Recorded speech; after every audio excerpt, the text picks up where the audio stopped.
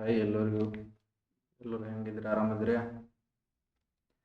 Okay, ಇವತ್ತಿನ ಈ ಕ್ಲಾಸ್ನಾಗ ನಾವು ಏನು ಮಾಡೋಣ, ಭಾರತದ ಸಾರಿಗೆ ಮತ್ತು ಸಂಪರ್ಕ ಇದರ ಬಗ್ಗೆ ಸಂಪೂರ್ಣವಾಗಿ ನೋಡೋಣ. ನಿಮ್ಮ ಜಿಯೋಗ್ರಫಿ ಒಳಗೆ 27ನೇ ಅಥವಾ ನಿಮ್ಮ ಸಮಾಜ ವಿಜ್ಞಾನದಾಗ 27ನೇ ಪಾಠ ಇದು 27. 27ನೇ ಪಾಠ ಯಾವುದೈತಿ? ಭಾರತ ಸಾರಿಗೆ ಮತ್ತು ಸಂಪರ್ಕ ಪಾರ್ಟ್ 2 ಒಳಗೈತಿ ನೋಡ್ರಿ. ಪಾರ್ಟ್ 2 ಒಳಗೆ ಈ ಲೆಸನ್ ಐತಿ. ಓಕೆ, ಭಾರತದ ಸಾರಿಗೆ ಮತ್ತು ಸಂಪರ್ಕ ಅದರ ಬಗ್ಗೆ ಸಂಪೂರ್ಣವಾಗಿ ಈ ಕ್ಲಾಸ್ನಾಗ ಏನು ಮಾಡೋಣ, ತಿಳ್ಕೊಳ್ಳೋಣ ಅಂತ ಹೇಳ್ತೀನಿ. ಓಕೆ,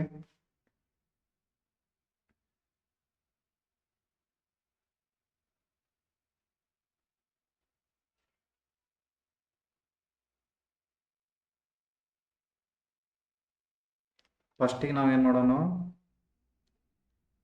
ಫಸ್ಟ್ ಸಾರಿಗೆ ಅಂದ್ರೇನು ಮತ್ತು ಸಾರಿಗೆ ಮಹತ್ವ ಏನೈತಿ ಅಂತೇಳಿ ನೋಡೋಣ. ಫಸ್ಟಿಗೆ ನೋಡ್ರಿ, ಸಾರಿಗೆ ವ್ಯಾಖ್ಯಾನ ಏನು? ಸಾರಿಗೆ ವ್ಯಾಖ್ಯಾನ ಏನು ಕೊಟ್ರ? ವಸ್ತುಗಳು, ಸೇವೆಗಳು, ಮಾಹಿತಿ ಹಾಗೂ ಪ್ರಮುಖ ಸರಕುಗಳನ್ನು ನಿಯಮಿತವಾಗಿ ಒಂದು ಸ್ಥಳದಿಂದ ಮತ್ತೊಂದು ಸ್ಥಳಕ್ಕೆ ಸಾಗಿಸುವ ಪ್ರಕ್ರಿಯೆಗೆ ಏನಂತೇವು? ಸಾರಿಗೆ ಎನ್ನಲಾಗುತ್ತವೆ. ಇನ್ನೊಮ್ಮೆ ನೋಡ್ರಿ, ವಸ್ತುಗಳು, ಸೇವೆಗಳು, ಮಾಹಿತಿ ಮತ್ತು ಪ್ರಮುಖ ಸರಕುಗಳನ್ನು ನಿಯಮಿತವಾಗಿ ಒಂದು ಸ್ಥಳದಿಂದ ಮತ್ತೊಂದು ಸ್ಥಳಕ್ಕೆ ಸಾಗಿಸುವ ಪ್ರಕ್ರಿಯೆಗೆ ಏನಂತೇವೆ? ಸಾರಿಗೆ ಅಂತೀವಿ. ಆಮೇಲೆ ಸಾರಿಗೆ ವ್ಯವಸ್ಥೆಯು ಸರಕು ಮತ್ತು ಸೇವೆಗಳನ್ನು ಅವುಗಳು ಹೆಚ್ಚಾಗಿ ಉತ್ಪಾದನೆ ಆಗುವ ಸ್ಥಳದಿಂದ ಅವುಗಳ ಅವಶ್ಯಕತೆ ಮತ್ತು ಬೇಡಿಕೆ ಇರುವ ಸ್ಥಳಗಳಿಗೆ ಅಥವಾ ಮಾರುಕಟ್ಟೆ ಪ್ರದೇಶಗಳಿಗೆ ನಿರಂತರವಾಗಿ ಪೂರೈಸುತ್ತವೆ. ಇದು ದೇಶದ ವಿವಿಧ ಭಾಗಗಳ ನಡುವೆ ವಸ್ತುಗಳ ಕೊರತೆಯನ್ನು ನೀಗಿಸಲು ಮತ್ತು ಸಮರ್ಪಕ ಬಳಕೆಗೆ ಅತ್ಯಂತ ಸಹಾಯ ಮಾಡುತ್ತದೆ. ಫಸ್ಟಿಗೆ ಏನು ನೋಡಿದೆ ನಾವು? ಸಾರಿಗೆ ಅಂದ್ರೇನು? ಸಾರಿಗೆ ಅಂದ್ರೇನು? ಸೇವೆಗಳು, ವಸ್ತುಗಳಾಗಿರ್ಬೋದು, ಸೇವೆಗಳಾಗಿರ್ಬೋದು, ಪ್ರಮುಖ ಸರಕುಗಳಾಗಿರ್ಬೋದು, ಅವುಗಳನ್ನ ಒಂದು ಸ್ಥಳದಿಂದ ಇನ್ನೊಂದು ಸ್ಥಳಕ್ಕೆ, ಈ ಒಂದು ಸ್ಥಳದಿಂದ ಇನ್ನೊಂದು ಸ್ಥಳಕ್ಕೆ ನಿಯಮಿತವಾಗಿ ಸಾಗಿಸುವ ಒಂದು ಪ್ರಕ್ರಿಯೆಗೆ ಏನಂತೇವೆ? ಸಾರಿಗೆ ಕರಿತೇವೆ. ಈ ಸರಕುಗಳು ಒಂದು ಸ್ಥಳದಿಂದ ಮತ್ತೊಂದು ಸ್ಥಳಕ್ಕೆ ಹೋಗ್ಬೇಕಾದ್ರ ಯಾವ ಒಂದು ಸ್ಥಳದಿಂದ ಆಗ್ತಾವಂದ್ರ, ಇಲ್ಲಿ ಒಂದು ವಸ್ತು ತಯಾರಾಗತೈತಿ, ಎ ಎಂಬ ಸ್ಥಳದಾಗ ಒಂದು ವಸ್ತು ತಯಾರಾಗತೈತಿ. ಈ ಎ ಎಂಬ ಒಂದು ಸ್ಥಳದಿಂದ ಏನ್ ಮಾಡತೈತಿ? ಬಿ ಎಂಬ ಸ್ಥಳಕ್ಕೆ ಹೋಗಕೈತಿ. ಈ ಎ ಸ್ಥಳದಾಗ ಒಂದು ವಸ್ತು ಏನಾಗ್ತದೆ? ಇಲ್ಲಿ ಉತ್ಪಾದನೆ ಆಗ್ತದ. ಈ ಉತ್ಪಾದನೆ ಆದಂತ ವಸ್ತು ಎಲ್ಲಿ ಅವಶ್ಯಕತೆ ಇರ್ತೈತಿ? ಯಾವುದೋ ಒಂದು ಭಾಗದ ಅಥವಾ ದೇಶದ ಎಲ್ಲಾ ಕಡೆ ಅವುಗಳ ಅವಶ್ಯಕತೆ ಇರ್ತೈತಿ, ಅಥವಾ ಬಿ ಎಂಬ ಭಾಗದಾಗ ಒಂದು ಅವಶ್ಯಕತೆ ಇರ್ತೈತಿ. ಆ ವಸ್ತು ಆ ಬಿ ಭಾಗಕ್ಕೆ ನಾವೇನ್ ಮಾಡತ್ತೇವೆ? ಕಳ್ಸತ್ತೇವೆ. ವಸ್ತು ಉತ್ಪಾದನೆ ಆಗೋ ಸ್ಥಳದಿಂದ ವಸ್ತುವಿನ ಬೇಡಿಕೆ ಇರುವ ಸ್ಥಳ ಅಥವಾ ಅದರ ಅವಶ್ಯಕತೆ ಇರುವ ಸ್ಥಳಕ್ಕೆ ಏನ್ ಮಾಡತ್ತೇವೆ? ನಾವು ಈ ವಸ್ತುವನ್ನ ಇಲ್ಲಿ ಕಳ್ಸತ್ತೇವೆ. ಯಾತ್ರ ಮೂಲಕ ಕಳ್ಸತ್ತೇವೆ ನಾವು? ಸಾರಿಗೆ ಮೂಲಕ. ಸಾರಿಗೆ ಮೂಲಕ ಏನ್ ಮಾಡತ್ತೇವೆ? ಒಂದು ವಸ್ತು ಒಂದು ಸ್ಥಳದಲ್ಲಿ ಉತ್ಪಾದನೆಯಾಗಿ ಅದರ ಅವಶ್ಯಕತೆ ಮತ್ತು ಬೇಡಿಕೆ ಇರುವ ಸ್ಥಳ ಕಡೆ ನಾವೇನ್ ಮಾಡತ್ತೇವೆ? ಸಾರಿಗೆ ಮುಖಾಂತರ ನಾವೇನ್ ಮಾಡತ್ತೇವೆ? ಕಳ್ಸತ್ತೇವೆ. ಎಲ್ಲಾ ಮಾರುಕಟ್ಟೆ, ದೇಶದ ವಿವಿಧ ಭಾಗಗಳಿಗೆ ಹತ್ರ ಎಲ್ಲೆಲ್ಲಿ ಅವಶ್ಯಕತೆ ಇರ್ತೈತಿ, ಆ ವಸ್ತುವಿನ ಕೊರತೆ ಎಲ್ಲೆಲ್ಲಿ ಇರ್ತೈತಿ, ನಾವೇನ್ ಮಾಡ್ತೀವಿ? ಅಲ್ಲಿ ಏನ್ ಮಾಡ್ತೀವಿ? ಸಾರಿಗೆ ಮೂಲಕ ನಾವು ಕಳಿಸ್ತೀವಿ. ಈ ನೆಕ್ಸ್ಟ್ ಏನ್ ನೋಡ್ತೀವಿ? ಆರ್ಥಿಕತೆಯ ಬೆನ್ನೆಲುಬು ಮತ್ತು ರಕ್ತನಾಳದ ಹೋಲಿಕೆ ಅಂತ ಕರೆದಾರ. ಎದಕ್ಕ? ಸಾರಿಗೆ.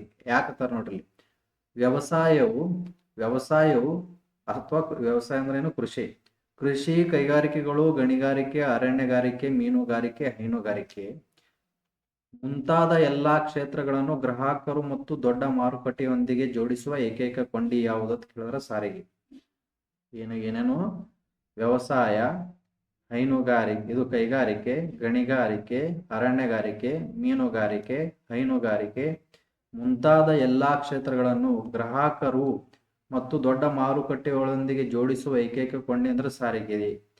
ದೇಶದ ತ್ವರಿತ ಮತ್ತು ಸುಸ್ಥಿರ ಅಭಿವೃದ್ಧಿ, ಆರ್ಥಿಕ ಬೆಳವಣಿಗೆಗೆ ಸಾರಿಗೆ ಆಧುನೀಕರಣ ಅತ್ಯಗತ್ಯವಾಗಿದೆ. ಏನ್ ಹೇಳಿದ್ರು ಅವರು? ಈ ಸದ ಒಂದು ಯಾವ್ದು, ಫಾರ್ ಎಕ್ಸಾಂಪಲ್ ಒಂದು ಕೈಗಾರಿಕೆ ಆಗಿರ್ಬೋದು, ಕೃಷಿ ಆಗಿರ್ಬೋದು. ಈ ಸದ್ ನಾವು ಹೊಲದಲ್ಲಿ ಒಂದು ಕೃಷಿಯೊಳಗೆ ಏನಾದ್ರು ಒಂದು ಸಪೋಸ್ ಗೋಧಿ ಬೆಳೆದೇವು ಅನ್ಕೋರಿ. ಈ ಗೋಧಿನ ಏನ್ ಮಾಡ್ತೇವೆ ನಾವು ಮನೆಯಲ್ಲಿ ಇಟ್ಕೊಂಡು ಕೊಡಲ್ಲ, ಇದನ್ನ ಏನ್ ಮಾಡ್ತೇವೆ ಒಂದು ಕಡೆ ಮಾರುಕಟ್ಟೆ ಸಾಗಿಸ್ತೇವೆ. ಮಾರುಕಟ್ಟೆಗೆ ಸಾಗಿಸೋದಂದ್ರೆ ಏನು, ಮಾರುಕಟ್ಟೆ ಸಾಗಿಸ್ಲಿಕ್ಕೆ ನಮಗೆ ಏನ್ ಬೇಕು, ಸಾರಿಗೆ ಹಂತದ ಬೇಕಾ. ಈ ನಮ್ಮ ಸ್ಥಳದಿಂದ ಮತ್ತೊಂದು ಸ್ಥಳಕ್ಕೆ ಏನ್ ಮಾಡತ್ತೇವೆ ನಾವು, ನಮ್ಮ ಬೆಳೆದಂತ ವಸ್ತುಗಳನ್ನ ಸಾಗಿಸತ್ತೇವೆ. ಅಥವಾ ಸಪೋಸ್ ಈ ಸದ್ ನಮ್ಮ ಗೋಧಿ ಏನಾಗಿರ್ತೈತಿ, ಫ್ಯಾಕ್ಟ್ರಿಗೆ ಹೋಗಿರ್ತೈತಿ, ಕಾರ್ಖಾನೆಗೆ ಹೋಗಿರ್ತೈತಿ, ಅಥವಾ ಕೈಗಾರಿಕೆ ಹೋಗಿರ್ತೈತಿ. ಇಲ್ಲಿ ಅವ್ರು ಏನ್ ಮಾಡ್ತಾರ, ಸಕ್ಕರೆ ಉತ್ಪಾದನೆ ಮಾಡ್ತಾರ. ಈ ಸಕ್ಕರೆ ಉತ್ಪಾದನೆ ಮಾಡೋದೆಲ್ಲಿ ಹೋಗ್ತದ, ಸಕ್ಕರೆ ಉತ್ಪಾದನೆ ಮಾಡೋದು ಅಂಗಡಿಗಳಿಗೆ ಹೋಗ್ಬೇಕಲ್ಲ. ಅಂಗಡಿಗಳಿಗೆ ಉಳಿದು ಈ ಇವರು ಉತ್ಪಾದನೆ ಮಾಡಿದ ಸಕ್ಕರೆ ಅವ್ರ ಕೈಗಾರಿಕೆ ಒಳಗೆ ಇಟ್ಕೊಂಡು ಕೊಡಲ್ಲ. ಅವ್ರು ಏನ್ ಮಾಡ್ತಾರ, ಬೇರೆ ಕಡೆ ಏನ್ ಮಾಡ್ತಾರ, ಅವಶ್ಯಕತೆ ಎಲ್ಲೆಲ್ಲ ಐತಿ ಅಲ್ಲಿಗೆ ಏನ್ ಮಾಡ್ತಾರ, ಕಳಿಸ್ತಾರ. ಎತ್ತರ ಮೂಲಕ ಕಳಿಸ್ತಾರೋ, ಸಾರಿಗೆ ಮೂಲಕ ಕಳಿಸ್ತಾರ. ಇನ್ನ ಗಣಿಗಾರಿಕೆ, ಗಣಿಗಾರಿಕೆ ಅಂದ್ರೆ ಏನು, ಸಪೋಸ್ ಈ ಸದ ಒಂದು ಈ ಪ್ರದೇಶದಾಗ ಏನ್ ಮಾಡತೈತಿ, ನಮ್ಗೆ ಏನ್ ಮಾಡತೈತಿ, ಕಬ್ಬಿಣ ಸಿಗತೈತಿ. ಈ ಕಬ್ಬಿಣ ನಾವೇನು ಇಲ್ಲೇ ಇಟ್ಕೊಂಡು ಕೂಡುತ್ತೇವೆ, ಇದೇನ್ ಮಾಡ್ತೇವೆ, ಎಲ್ಲಿ ಅವಶ್ಯಕತೆ ಐತಿ, ದೇಶದ ಯಾವ ಭಾಗದಲ್ಲಿ ಏನ್ ಮಾಡತೈತಿ, ಸಪೋಸ್ ಇಲ್ಲಿ ಏನ್ ಮಾಡತೈತಿ, ಒಂದು ರೈಲು ಸೇತುವೆ ಕಟ್ಟಬೇಕಾಗೈತಿ. ನಾವು ಸೇತುವೆ ಕಟ್ಟಬೇಕಾದಾಗ ನಾವೇನ್ ಮಾಡ್ತೇವೆ, ಇಲ್ಲಿ ಉತ್ಪಾದನೆ ಆದಂತ ಕಬ್ಬಿಣವನ್ನ ಏನ್ ಮಾಡತ್ತೀವಿ, ಈ ಪ್ರದೇಶಕ್ಕೆ ತಗೊಂಡು ಹೋಗ್ತೇವೆ. ಯಾವ ರೀತಿ ಹೊಂಟಿದೆವು, ಎದ್ರ ಮೂಲಕ ಹೊಂಟಿದೆವು, ಸಾರಿಗೆ ಮೂಲಕ ತಗೊಂಡು ಹೋಗ್ತೇವೆ. ಸಾರಿಗೆ ಬೇಕಾ, ಇದರಲ್ಲಿ ಸಾರಿಗೆ ಬೇಕು. ಈ ಸಪೋಸ್ ಮೀನುಗಾರಿಕೆ ತಗೋರಿ, ಇಲ್ಲಿ ಯಾರಾದ್ರೂ ಹೊಳಿ ಸೈಡ್ ಇದ್ದವ್ರು ಗೊತ್ತಿರ್ತೈತಿ ಮೀನುಗಾರಿಕೆ. ನಾವೇನ್ ಮಾಡತ್ತೇವೆ, ಈ ಒಂದು ಹೊಳಿ ಅಥವಾ ನದಿಯ ಪ್ರದೇಶದಲ್ಲಿ ಮೀನು ಹಿಡಿದಿರ್ತೀವಲ್ಲ, ಆ ಮೀನುಗಳನ್ನ ಮತ್ತೊಂದು ಕಡೆ ಸಾಗಿಸ್ಬೇಕಂದ್ರೆ ಏನು, ಹೆಂಗ್ ಹೋಗ್ತೇವೆ ನಾವು, ಸಾರಿಗೆ ಮೂಲಕ ತಗೊಂಡು ಹೋಗ್ತೇವೆ. ಅದೇ ಹೈನುಗಾರಿಕೆ, ಇಲ್ಲಿ ನಮ್ಮಲ್ಲಿ ಒಂದು ಏನೋ ಪಶು ಸಂಗೋಪನೆ ಮಾಡಿ ನಾವು ಏನ್ ಮಾಡತ್ತೇವೆ, ದನ ಕರಗಳನ್ನ ಬೆಳೆಸಿದೆವು. ಏನ್ ಮಾಡತ್ತೇವೆ, ಅದರಿಂದ ಬಂದಂತ ಹಾಲು, ಮೊಸರು ಅಲ್ಲಿ ನಾವೇನ್ ಮಾಡಲ್ಲ, ಮನೆಯಲ್ಲೇ ಮಾರುವುದಿಲ್ಲ ಅದನ್ನ. ಅದರ ಅವಶ್ಯಕತೆ ಆ ಜನರಿಗೆ ಅದರ ಬೇಡಿಕೆ ಇರ್ತಲ್ಲ, ಆ ಪ್ರದೇಶದಲ್ಲಿ ಹೋಗಿ ಏನ್ ಮಾಡ್ತೀವಿ, ನಾವು ಅದರ ಮಾರಾಟ ಮಾಡ್ತೀವಿ. ಹೌದಲ್ಲ. ಇವೆಲ್ಲಾ ವಸ್ತುಗಳನ್ನ ಒಂದು ಸ್ಥಳದಿಂದ ಮತ್ತೊಂದು ಸ್ಥಳಕ್ಕೆ ನಾವು ಎತ್ತರ ಮೂಲಕ ಮಾರಾಟ ಮಾಡ್ಲತ್ತಿದ್ದೇವೆ ಅಂದ್ರೆ ಸಾರಿಗೆ ಮೂಲಕ ಮಾರಾಟ ಮಾಡತ್ತೇವೆ. ಸಾರಿಗೆ ಮೂಲಕ ಮಾರಾಟ ಮಾಡತ್ತೇವೆ. ಒಂದು ವೇಳೆ ಸಾರಿಗೆ ಇರ್ಲಿಲ್ಲ ಅಂದ್ರೆ ಈ ವಸ್ತುಗಳ ವಿನಿಮಯ ಏನಾಗ್ತದ, ಬಹಳಷ್ಟು ಕಷ್ಟ ಆಗ್ತೈತಿ. ಸಾರಿಗೆ ಅನ್ನೋದು ಬಹಳಷ್ಟು ಬೇಕು. ಅದ್ರಾಗ ಈ ಆಧುನಿಕ ಯುಗದೊಳಗ ಸಾರಿಗೆ ವ್ಯಾಪಾರ ಮತ್ತು ಆರ್ಥಿಕತೆ ಹೆಚ್ಚಾಗಲು ಇವೆಲ್ಲ ಏನ್ ಚಟುವಟಿಕೆಗಳದಾವಲ್ಲ, ಇವೆಲ್ಲ ದುಡ್ಡು ಬರುವಂತ ಚಟುವಟಿಕೆಗಳು. ಈಗ ಮೊಸರು ಮಾರೋದಾಗಿರ್ಬೋದು, ಹಾಲು ಮಾರೋದಾಗಿರ್ಬೋದು, ಅಥವಾ ಸಕ್ಕರೆ ಮಾರೋದಾಗಿರ್ಬೋದು, ಕಬ್ಬಣ ಮಾರೋದಾಗಿರ್ಬೋದು, ಏನೇ ನಾ ಎಷ್ಟು ಹೇಳಿದೀನಿ, ಕೈಗಾರಿಕೆ, ಗಣಿಗಾರಿಕೆ, ಅರಣ್ಯಗಾರಿಕೆ, ಮೀನುಗಾರಿಕೆ, ಹೈನುಗಾರಿಕೆ, ಇವೆಲ್ಲ ಏನ್ ಗೊತ್ತೇನು, ಇವೆಲ್ಲ ಆರ್ಥಿಕ ಚಟುವಟಿಕೆಗಳು. ಇದರಿಂದ ಏನಾದ ದುಡ್ಡು ಬರ್ತೈತಿ. ಯಾವ ಕೆಲಸ ಮಾಡ್ದಾಕ್ರ ನಮ್ಗೆ ಸಂಬಳ ಸಿಗ್ತೈತಿ ಅಥವಾ ದುಡ್ಡು ಸಿಗ್ತದಲ್ಲ, ಅವಕ್ಕೆಲ್ಲ ಆರ್ಥಿಕ ಚಟುವಟಿಕೆಗಳತ್ತೀವಿ. ಈ ರೀತಿ ಬಂದಂತ ದುಡ್ಡು ಏನ್ ಮಾಡ್ತೈತಿ, ದೇಶದ ಅಭಿವೃದ್ಧಿಗೆ ಅಥವಾ ಆ ಒಂದು ಏನು ಉತ್ಪಾದನೆ ಮಾಡಿರ್ತೀವಲ್ಲ ಅವ್ರಿಗೆ ಏನಾಗ್ತೈತಿ, ಲಾಭವನ್ನು ಕೊಡ್ತದೆ. ಈ ರೀತಿಯಾಗಿ ನಾವ್ ಏನಾದ್ರೂ ಆರ್ಥಿಕವಾಗಿ ಸುಧಾರಣೆ ಕಾಣ್ಬೇಕಂದ್ರ ನಮಗೇನ್ ಬೇಕು, ಸಾರಿಗೆ ಅನ್ನೋದು ಬಹಳಷ್ಟು ಅವಶ್ಯಕತೆ ಐತಿ. ಇಲ್ಲಿ ನೋಡ್ರಿ, ಅದಕ್ಕೆ ಏನ್ ಹೇಳ್ಯಾರ ಅಂದ್ರ, ವ್ಯವಸಾಯ ಮತ್ತು ಕೈಗಾರಿಕೆಗಳು ಒಂದು ರಾಷ್ಟ್ರದ ದೇಹ ಮತ್ತು ಎಲುಬುಗಳಿದ್ದಂತೆ ಕಾರ್ಯನಿರ್ವಹಿಸಿದರೆ, ಒಂದು ದೇಹ ಮತ್ತು ಎಲುಬು ಇದ್ದಂತೆ ಕಾರ್ಯನಿರ್ವಹಿಸಿದರೆ ಸಾರಿಗೆಯು ಇಡೀ ದೇಹದ ಚೈತನ್ಯ ನೀಡುವ ರಕ್ತನಾಳದಂತೆ, ಇಡೀ ದೇಹದ ಚೈತನ್ಯ ನೀಡುವಂತ ರಕ್ತನಾಳದಂತೆ ಇಡೀ ದೇಶದಾದ್ಯಂತ ಕಾರ್ಯನಿರ್ವಹಿಸುತ್ತದೆ. ಏನು, ವ್ಯವಸಾಯ ಮತ್ತು ಕೈಗಾರಿಕೆಗಳು ಒಂದು ರಾಷ್ಟ್ರದ ದೇಹ ಮತ್ತು ಎಲುಬುಗಳು, ಹಂಗಾದ್ರ ಸಾರಿಗೆ ಇದು ಒಂದು ಹ್ಯೂಮನ್ ಬಾಡಿ, ಇದು ಒಂಥರ ಹ್ಯೂಮನ್ ಬಾಡಿ. ಇದೇನು, ಇದು ದೇಹ. ಆಮೇಲೆ ಇದ್ರೊಳಗೆ ಏನಿರ್ತಾವ, ಎಲುಬುಗಳು ಇರ್ತಾವ. ಬರೇ ದೇಹ ಮತ್ತು ಎಲುಬು ಇದ್ರೆ ಸಾಕ, ನಮ್ಮ ದೇಹಕ್ಕೆ ರಕ್ತವನ್ನು ಸಂಚಾರ ಮಾಡ್ಲಿಕ್ಕೆ ರಕ್ತನಾಳಗಳು ಬೇಕಿಲ್ಲ. ಇಲ್ಲಿದಿಂದ ಈ ಉಸಿರಾಟ ಮಾಡುದು ಅಥವಾ ಇಲ್ಲಿದಿಂದ ತಿಂದಂತ ಆಹಾರ, ಆಕ್ಸಿಜನ್ ನಮ್ಮ ಪ್ರತಿಯೊಂದು ದೇಹದ ಕೊನೆಯ ಭಾಗ ಮತ್ತು ಕೊನೆಯ ಎಲ್ಲಾ ಕಡೆನೂ ನಮ್ಗೆ ಏನ್ ಬೇಕು, ಆಕ್ಸಿಜನ್ ಮತ್ತು ತಿಂದಂತ ಆಹಾರ ಬೇಕಲ್ಲ. ಆ ಸಂಪರ್ಕ ಮಾಡ್ಬೇಕಂದ್ರೆ ಏನ್ ಮಾಡ್ತ, ರಕ್ತನಾಳ ಬೇಕು. ರಕ್ತ ಏನ್ ಮಾಡ್ತೈತಿ, ದೇಹದ ಉಸಿರಾಟದಿಂದ ಏನ್ ನಾವು ಆಕ್ಸಿಜನ್ ತಗೊಂಡಿರ್ತೇವಲ್ಲ, ಪ್ರತಿಯೊಂದು ಜೀವ ಕೋಶಕ್ಕೆ ಏನ್ ಮಾಡ್ತೈತಿ, ಆಕ್ಸಿಜನ್ ಅನ್ನ ಒದಗಿಸುವಂತ ಪ್ರಯತ್ನ ಮಾಡ್ತೈತಿ ರಕ್ತನಾಳ. ಇಲ್ಲಿ ದೇಹದೊಳಗೆ ಏನೈತಿ, ರಕ್ತನಾಳ. ಅವ್ರ ಏನ್ ಮಾಡತ್ತಾರ, ದೇಹ ಮತ್ತು ಎಲುಬು, ಇದು ದೇಹ ಕೃಷಿ, ಎಲುಬು ಅನ್ನೋದು ಕೈಗಾರಿಕೆ ಇದ್ರ ಈ ಸಾರಿಗೆ ಏನದಲ್ಲ, ಸಾರಿಗೆ ಅನ್ನೋದು ರಕ್ತನಾಳದಂತೆ ಅಂತ ಹೇಳಿ ಒಂದು ವಿಮರ್ಶೆ ಮಾಡತ್ತಾರೆ. ಒಂಥರ ಹೇಳತ್ತಾರ ಅವ್ರು ಏನು, ದೇಶದ ಆರ್ಥಿಕತೆಯ ಬೆನ್ನೆಲುಬು ಮತ್ತು ರಕ್ತನಾಳಕ್ಕೆ ಹೋಲಿಕೆ ಮಾಡಿದ್ದಾರೆ. ರಕ್ತನಾಳ ಇದ್ದಂತೆ ಸಾರಿಗೆ ಅನ್ನೋದು. ಎಷ್ಟೊಂದು ಮಹತ್ವ ಇದಕ್ಕೈತಿ, ಸಾರಿಗೆಗೈತಿ. ಹೌದಾ? ಇದು ಎಲ್ಲರಿಗೂ ತಿಳಿತಂತ ಅನ್ಕೊಂತೀನಿ. ಇಂಥ ಸಾರಿಗೆ ಒಳಗೆ ಎಷ್ಟು ಪ್ರಕಾರದ ವಿಧಗಳದಾವ್ರಿ ಅಂತ ಕೇಳಿದ್ರ ಮುಖ್ಯವಾಗಿ ಎಷ್ಟು ನೋಡ್ತೇವೆ ನಾವು? ಒಂದನೇದು ರಸ್ತೆ ಸಾರಿಗೆ, ಮತ್ತೆ ಎರಡನೇದೇನು ರೈಲು ಸಾರಿಗೆ, ಆಮೇಲೆ ಜಲ ಮತ್ತು ವಾಯು ಸಾರಿಗೆ. ರಸ್ತೆ ಸಾರಿಗೆ, ರೈಲು ಸಾರಿಗೆ ಮತ್ತು ಜಲ ಮತ್ತು ವಾಯು ಸಾರಿಗೆ. ನೋಡ್ರಿ, ಅತಿ ಹೆಚ್ಚು ನಮ್ಯತೆ ಹೊಂದಿರುವ ಸಾರಿಗೆ ರಸ್ತೆ ಸಾರಿಗೆ. ಹಳ್ಳಿಗಳು, ಗ್ರಾಮೀಣ ಪ್ರದೇಶಗಳ ಕೃಷಿ ಪ್ರಗತಿಗೆ ಹಾಗೂ ಪ್ರತಿಯೊಬ್ಬ ಭಾರತೀಯ ನಿತ್ಯದ ಬಳಕೆಗೆ ಇದು ಅಗತ್ಯದ ಸಾಧನವಾಗಿದೆ. ಹೌದಲ್ಲ? ಇದು ಹೇಳು ಕರೆಕ್ಟ್ ಅಲ್ಲ? ನಮ್ಮ ಹಳ್ಳಿಗಳು, ಈ ರಸ್ತೆಗಳು ಏನದಾವ, ಪ್ರತಿಯೊಂದು ಹಳ್ಳಿಗಳಿಗೂ ರಸ್ತೆ ಬೇಕು. ಹಳ್ಳಿಗಳಿಗೆ, ಗ್ರಾಮೀಣ ಪ್ರದೇಶಗಳಿಗೆ, ಜಿಲ್ಲೆಗಳಿಗೆ, ರಾಜ್ಯಗಳಿಗೆ ಎಲ್ಲ ಕಡೆ ಬೇಕು ರಸ್ತೆ ಸಾರಿಗೆ ಅನ್ನೋದು ಬೇಕು. ಪ್ರತಿಯೊಬ್ಬ ಭಾರತದಲ್ಲಿದ್ದಂಥ ಪ್ರತಿಯೊಬ್ಬನಿಗೂ, ಭಾರತೀಯನಿಗೂ ಕೂಡ ಏನ್ ಬೇಕು? ರಸ್ತೆ ಅನ್ನೋದು ಬೇಕೇ ಬೇಕು. ದಿನನಿತ್ಯದ ಬಳಕೆ ಏನಾಗತೈತಿ, ನಾವು ಈ ರಸ್ತೆ ಸಾರಿಗೆ ಅನ್ನೋಂಥ ಪ್ರತಿಯೊಬ್ಬರು ನಾವೇನ್ ಮಾಡ್ತೇವೆ? ಯಾರೇ ಇದ್ರೂ ಕೂಡ ರಸ್ತೆಯನ್ನ ಬಳಸ್ತೇವೆ. ಪ್ರತಿಯೊಬ್ಬರು ನಮ್ಮ ದಿನನಿತ್ಯದ ಜೀವನದಲ್ಲಿ ರಸ್ತೆಗಳು ಅನ್ನೋದು ಬೇಕೇ ಬೇಕು. ಎರಡನೇದೇನು? ರೈಲು ಸಾರಿಗೆ. ದೇಶದ ಒಳಗಡೆ ಅತಿ ದೂರದ ಪ್ರಯಾಣಕ್ಕೆ ಮತ್ತು ಭಾರೀ ತೂಕದ ಸರಕುಗಳನ್ನು ಅತ್ಯಂತ ಕಡಿಮೆ ವೆಚ್ಚದಲ್ಲಿ ಏಕಕಾಲಕ್ಕೆ ಸಾಗಿಸುವ ದೇಶದ ಅತಿ ದೊಡ್ಡ ಸಾಗಾಣಿಕೆ ಮಾಧ್ಯಮ ಯಾವುದು ಅಂತ ಕೇಳೋದಂದ್ರೆ ರೈಲು ಸಾರಿಗೆ. ಒಂದು ಸ್ಥಳದಿಂದ ಮತ್ತೊಂದು ಸ್ಥಳಕ್ಕೆ ದೂರಕ್ಕೆ, ನೀವು ಎಲ್ಲಾದ್ರೂ ದೂರ ಹೋಗೋದಿತ್ತಂದ್ರೆ ಏನ್ ಮಾಡ್ತೀರಿ? ಎಲ್ಲರೂ ಟ್ರೈನ್ ಬುಕ್ ಮಾಡೋದು, ರೈಲ್ವೆ ಹೋಗೋಣ ಅಂತ ಹೇಳಿ ಡಿಸೈಡ್ ಮಾಡ್ತೀರಿ, ಗೊತ್ತೇನು? ಅದೇ ಇಲ್ಲಿ ನಮ್ಮಲ್ಲಿ ಎಲ್ಲಾದ್ರೂ ಸುತ್ತಮುತ್ತ ಹಳ್ಳಿಗಳು ಹೋಗಾಕ, ಅಥವಾ ನಿಮ್ಮ ಊರದಿಂದ ಇಂಡಿಗೆ ಬರೋದಾಲಕ್ಕ, ಬೇರೆ ಒಂದು ಸ್ಥಳಕ್ಕೆ ಬರೋದಾದ್ರೆ ನೀವೇನ್ ಮಾಡ್ತೀರಿ? ಟ್ರೈನಿಗೆ ಬರ್ತೀರೇನು? ಇಲ್ಲ. ಏನ್ ಮಾಡ್ತೀರಿ? ಬಸ್, ರೈಲು, ರಸ್ತೆ ಸಾರಿಗೆ ಮೂಲಕ ಏನ್ ಮಾಡ್ತೀರಿ? ಬರಾಕ್ ಟ್ರೈ ಮಾಡ್ತೀರಿ. ಅದೇ ಒಂದು ದೂರ ಬೆಂಗಳೂರು ಇಂಥ ಪ್ರದೇಶಗಳಿಗೆ ಹೋಗೋದಾಯ್ತು, ದೂರದ ಪ್ರದೇಶಗಳಿಗೆ ಹೋಗೋದಾಯ್ತು ಅಂದ್ರೆ ನೀವೇನ್ ಡಿಸೈಡ್ ಮಾಡ್ತೀರಿ? ಟ್ರೈನಿಗೆ ಹೋಗೋಣಂತೀರಿ. ಯಾಕ? ಇದು ಎಂಥ ವ್ಯವಸ್ಥೆ ಐತಿ, ದೇಶದ ಒಳಗಡೆ ಅತಿ ದೂರದ ಪ್ರಯಾಣಕ್ಕೆ ಅತ್ಯಂತ ಸೂಕ್ತವಾದ ಒಂದು ಮಾಧ್ಯಮ ಇದು. ಮತ್ತು ಭಾರಿ ತೂಕದ ಸರಕುಗಳನ್ನು ರೈಲ್ವೆ ಮೂಲಕ ಎಂತಿಂತ ತೂಕಗಳ ಪ್ರತಿಯೊಂದು ಪೆಟ್ರೋಲಿಯಂ ಆಗಿರ್ಬೋದು, ಕಲ್ಲಿದ್ದಲಾಗಿರ್ಬೋದು, ಅತ್ಯಂತ ದೊಡ್ಡ ತೂಕದ ವಸ್ತುಗಳೇನ್ ಮಾಡ್ತಾರ? ಗೂಡ್ಸ್ ಗಾಡಿಗಳ ಮೂಲಕ ಹೋಗೋದು ನೋಡ್ತೇವೆ ನಾವು. ಸರಕು ಮತ್ತು ಸೇವೆಗಳಿಗಾಗಿ ಏನ್ ಮಾಡಿರ್ತಾರ? ಕೆಲವೊಂದು ರೈಲ್ವೆ ಗಾಡಿಗಳು ಇರ್ತಾವ, ಅತ್ಯಂತ ಉದ್ದವಾದ ಗೂಡ್ಸ್ ಗಾಡಿಗಳು ಇರ್ತಾವ. ಅದ್ರ ಮೂಲಕ ಏನ್ ಮಾಡ್ತೇವೆ ನಾವು? ಸರಕು ಸಾಗಾಣಿಕೆಗಳನ್ನ ಮಾಡ್ತೇವೆ. ಮತ್ತೆ ಇವುಗಳು ಹೆಂಗಾಗ್ಯಾವ? ಅತಿ ಕಡಿಮೆ ವೆಚ್ಚವನ್ನು ಹೊಂದ್ಯಾವ.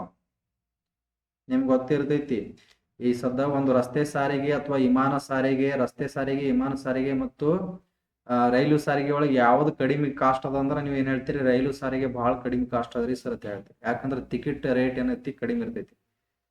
ಟಿಕೆಟ್ ರೇಟ್ ಏನಿರ್ತೈತಿ? ಬಹಳಷ್ಟು ಕಡಿಮೆ ಇರ್ತೈತಿ. ಎತ್ತರದ್ದು ರೈಲ್ವೆ ಅದು. ಹೀಗಾಗಿ ಇದೇನು ಅತ್ಯಂತ ಕಡಿಮೆ ವೆಚ್ಚದ ದೇಶದ ಅತಿ ದೊಡ್ಡ ಸಾಗಾಣಿಕೆ ಮಾಧ್ಯಮವಾಗಿದೆ. ಇದು ನಿಮಗೆ ಗೊತ್ತಿರಬೇಕು. ಪ್ರಶ್ನೆ ಏನಾದ್ರೂ ಅತಿ ಕಡಿಮೆ ವೆಚ್ಚದಲ್ಲಿ ನಾವು ಒಂದು ಸರಕು ಅಥವಾ ಒಂದು ಸರಕು ಸಾಮಗ್ರಿಗಳನ್ನು ಒಂದು ಸ್ಥಳದಿಂದ ಮತ್ತೊಂದು ಸ್ಥಳಕ್ಕೆ ಸಾಗಿಸಲು ಯಾವ ಒಂದು ಸಾರಿಗೆ ವ್ಯವಸ್ಥೆ ಸೂಕ್ತವಾಗಿದೆ ಅಂತ ಕೇಳಿದ್ರೆ ನೀವು ರೈಲು ಸಾರಿಗೆ ಅಂತ ಹೇಳ್ಬೇಕು. ಹೌದಾ? ನೆಕ್ಸ್ಟ್ ಯಾವ್ದಂದ್ರೆ ಜಲ ಮತ್ತು ವಾಯು ಸಾರಿಗೆ. ಜಲ ಸಾರಿಗೆ ಅಂತಾರಾಷ್ಟ್ರೀಯ ವ್ಯಾಪಾರದ ಅತಿ